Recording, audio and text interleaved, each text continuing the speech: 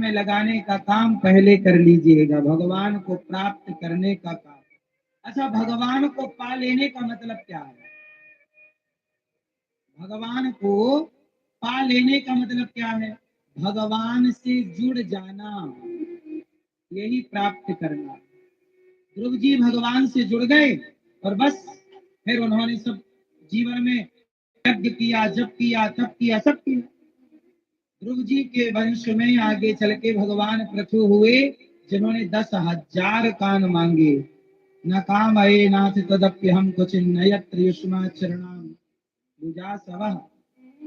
भगवान ने 10,000 कान दिए, पृथ्वी को समतल किया और पृथु से ये धरती पृथ्वी कहलाई। प्राचीन बरही को पुरंजनोपाख्यान की पावन कथा सुनाई गई। अच्छा, अब एक बात ध्यान से सुना।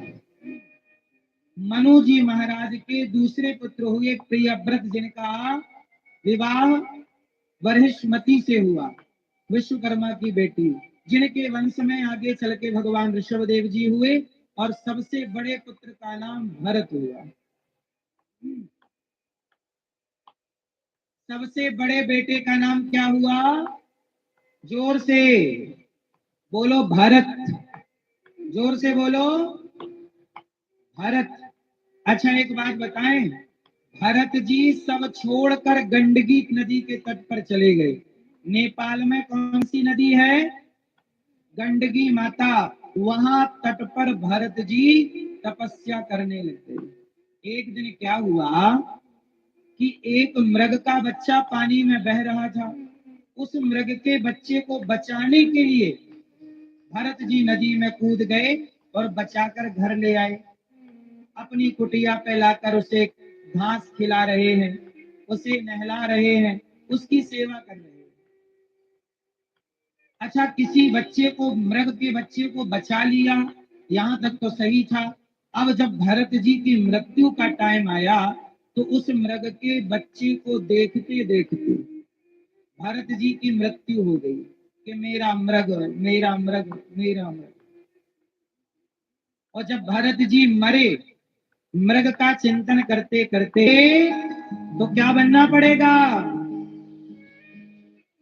मरते समय भगवान का चिंतन।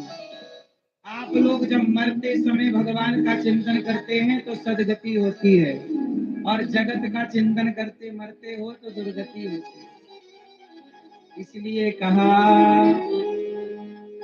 इतना तो करना स्वामी, जब प्राण तन से निकले,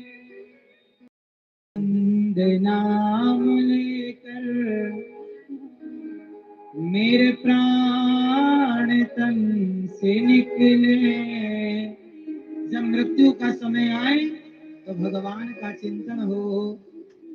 अच्छा, ये बताओ, जब आप लोगों के यहाँ कोई मरता है तो आप लोग उसे मरने देते हो शांति से कि नहीं देते? जब लोग मरने लग जाते हैं ना, तो दुनिया वाले हिला हिला के कहते हैं, हमें पहचानो, हमें पहचानो। हाँ या ना? जब कोई मरने लगता है तो लोग क्या कहते हैं? बेटी आती है, बेटा आता है, लोग हिलाते हैं, हमें पहचानो, हमें।